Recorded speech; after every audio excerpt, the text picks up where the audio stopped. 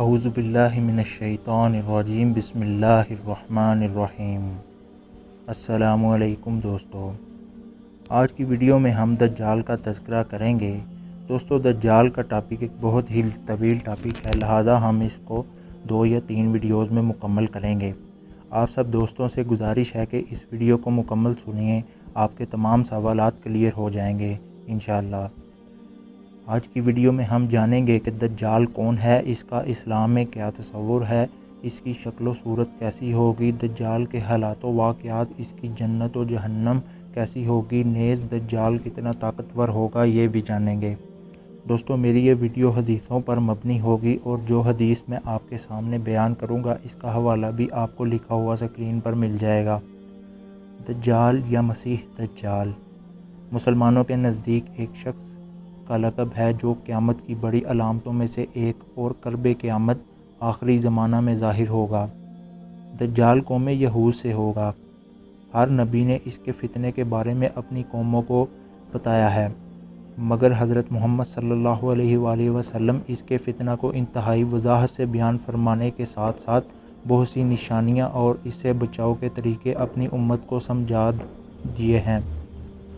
احادیث نبوی میں دجال کا کوئی اصلی نام نہیں آیا۔ اسلام میں اس کا لقب دجال ہے اور یہ لفظ اس کی پہچان اور علامت بن گیا ہے۔ اس کا فتنہ بہت سخت ہوگا، چنانچہ رسول اللہ صلی اللہ علیہ وآلہ وسلم نے فرمایا، آدم کی تخلیق سے لے کر قیامت قائم ہونے تک کوئی بھی فتنہ دجال کے فتنہ سے بڑھ کر نہیں ہے۔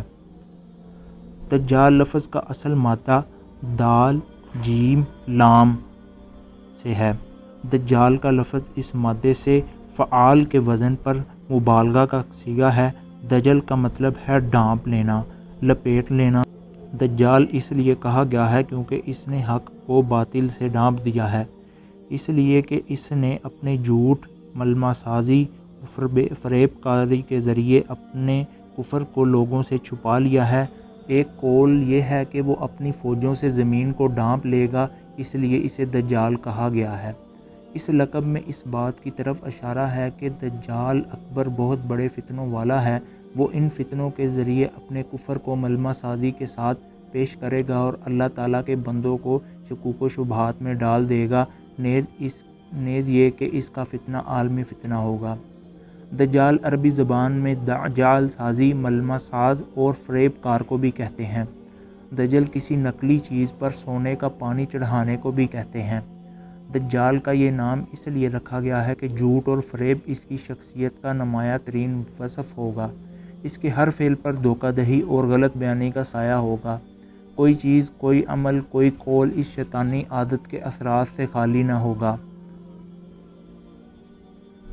3 عالمی مذاہب میں اس کا ذکر موجود ہے۔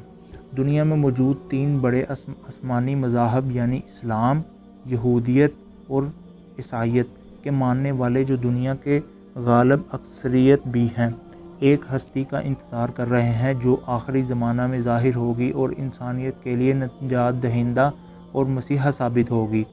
ہر آسمانی دین میں اس مسیح موعود کا وعدہ کیا گیا ہے۔ ناموں کی ان وجوہات میں کوئی تضاد نہیں، اس قسم کے تمام فضائل ہی ان میں جمع تھے، لہٰذا یہ تمام وجوہات اپنی جگہ درست ہیں اور دجال کا خروج حتمی ہے۔ دجال کو احادیث میں مسیحا دجال بھی کہا گیا ہے۔ دجال اکبر کا نام مسیحا کیوں رکھا گیا ہے؟ بہت سے اقوال میں سب سے زیادہ واضح قول یہ ہے، دجال کو مسیح کہنے کی وجہ یہ کہ اس کی ایک آنکھ اور ابر نہیں ہوگی۔ بے شک دجال بالکل بند آنکھ والا ہوگا، اس پر ایک موٹی پھلی ہوگی۔ دجال کے جھوٹے ہونے کی علامات: وہ آنکھوں سے نظر آ رہا ہوگا، حالانکہ تم اپنے رب کو مرنے سے پہلے نہیں دے سکتے۔ وہ کانا ہوگا، حالانکہ تمہارا رب کانا نہیں ہوگا۔ اس کی 2 آنکھوں کے درمیان کافر لکھا ہوگا جو ہر مومن پڑھ لے گا، خواہ وہ پڑھنا لکھنا جانتا ہو یا نہ ہو۔ دجال کا شخصی خاکہ: رسول مقبول صلی اللہ علیہ وآلہ وسلم نے خواب میں دیکھا کہ وہ خانہ کعبہ کا طواف کر رہے ہیں کہ اس دوران انہیں دجال دکھایا گیا۔ آپ صلی اللہ علیہ وآلہ وسلم نے فرمایا، وہ بھاری بھرکم، سرخ جسم، گھنگریالے بال، ایک آنکھ سے نابینا ہے۔ اس کی آنکھ لٹکے ہوئے انگور کے دانے کی جیسی ہے۔ وہ شام اور عراق کے درمیان ایک راستہ پر نمودار ہوگا، تاہم احادیث کی روشنی میں کسی خاص جگہ کو دجال کے ظہور کے طور پر مختص نہیں کیا گیا۔ دجال اپنے ظہور کے بعد ہر فتنہ و فساد برپا کرے گا۔ اس کے برپا کردہ فساد کی شدت کا اندازہ حدیث کی روشنی میں واضح ہوتا ہے۔ پس مسلمان شام کے جبل دخان کی طرف بھاگ جائیں گے۔ جبل سے مراد پہاڑی ہے، اور دجال وہاں آ کر ان کا محاصرہ کر لے گا۔ یہ محاصرہ بہت سخت ہوگا اور ان کو بہت سخت مشقت میں ڈال دے گا۔ پھر فجر کے وقت عیسیٰ ابن مریم نازل ہوں گے۔ وہ مسلمانوں سے کہیں گے، اس خبیث کذاب کی طرف نکلنے سے تمہارے لیے کیا چیز مانے ہے؟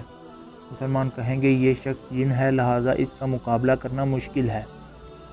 شارحین حدیث کا فرمان ہے کہ دجال کی شعبدہ بازی وغیرہ کو دیکھ کر شاید بعض مسلمانوں کا اس کے جن ہونے کا گمان ہو، یا ممکن ہے مسلمان یہ بات بطور تشبیہ کے کہیں کہ اس کی حرکتیں اور اعضاء رسانیاں جنات کی طرح ہیں۔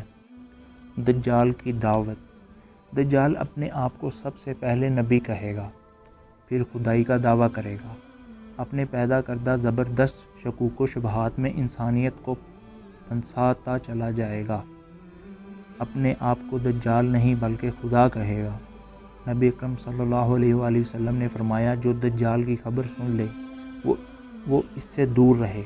اللہ کی قسم، آدمی اپنے آپ کو مومن سمجھ کر اس کے پاس آئے گا اور وہ پھر اس کے پیدا کردہ شکوک و شبہات میں اس کی پیروی کرے گا۔ دجال اکیلا نہیں ہوگا بلکہ اس کے ساتھ اس کے ساتھی بھی ہوں گے، یعنی ایک عالمگیر فتنہ ہوگا۔ نبی اکرم صلی اللہ علیہ وآلہ وسلم کا ارشاد ہے، دجال کے پیروکاروں کی اکثریت یہودی اور عورتیں ہوں گی۔ دجال کے ساتھ اصفہان کے 70,000 یہودی ہوں گے جو ایرانی چادریں اوڑھے ہوئے ہوں گے۔ یہود کے ہاں اس مسیح کو آل داؤد میں سے مانا جاتا ہے۔ حقیقتاً یہودی جس مسیح کا انتظار کر رہے ہیں وہ وہی دجال ہوگا۔ دجال کی طاقت کے بارے میں بیان کریں تو اللہ رب العزت نے دجال کو غیر معمولی صلاحیتوں سے نوازا ہوگا، تاہم وہ اس کا استعمال برائی اور شر پھیلانے میں کرے گا۔ دجال کی طاقتوں کا اندازہ آپ کو جو میں احادیث بیان کرنے لگا ہوں اس میں ہو جائے گا۔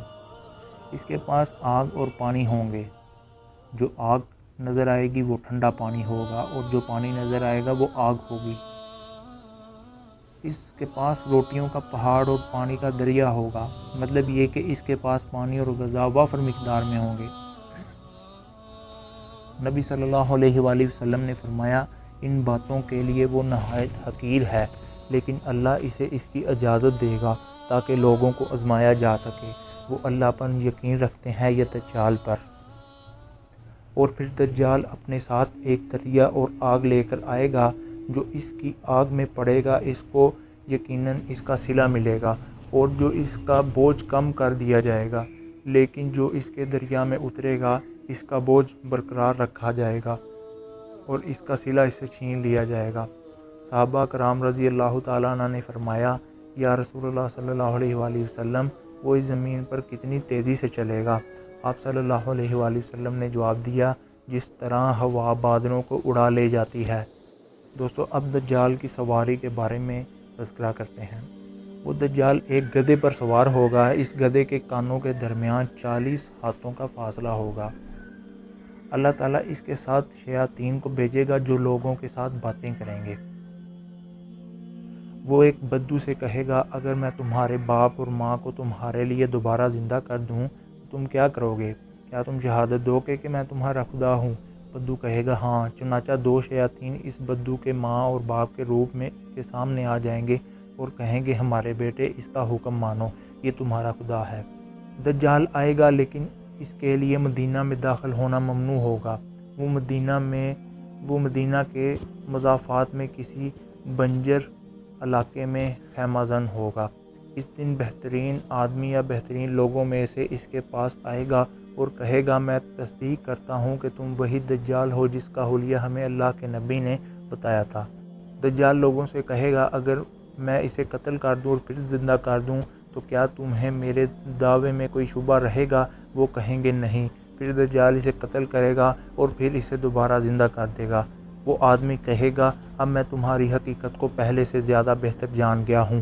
دجال کہے گا میں اسے قتل کرنا چاہتا ہوں لیکن ایسا نہیں ہو سکتا۔ قبضہ تمام زندگی بخش وسائل مثلاً پانی، آگ اور غذا پر ہوگا۔ اس کے پاس تحاشا دولت اور زمین کے خزانے ہوں گے۔ اس کی دسترس تمام قدرتی وسائل پر ہوگی مثلاً بارشیں، فصلیں، قحط اور خشک سالی وغیرہ۔ وہ زمین پر اس طرح چلے گا جیسے ہوا بادلوں کو اڑا لے چلتی ہے۔ اس کے گدھے سواری کے کانوں کے درمیان 40 ہاتھوں کا فاصلہ ہوگا۔ وہ ایک نقلی جنت اور نقلی دوزخ اپنے ساتھ لائے گا۔ اس کی اعانت و مدد شیاطین کریں گے۔ وہ مردہ لوگوں کی شکل میں بھی ظاہر ہوں گے اور لوگوں سے گفتگو کریں گے۔ وہ زندگی اور موت پہ ظاہری طور پر قدرت رکھے گا۔ زندگی اور موت پر اس کا اختیار محدود ہوگا لیکن وہ اس مومن کو دوبارہ نہیں مار سکے گا۔ دوستو آج کی ویڈیو کے لیے اتنا ہی۔ ملیں گے اگلی ویڈیو میں۔ اپنا اور اپنے گرد و نواح کا خیال رکھیں۔ اللہ نگہبان۔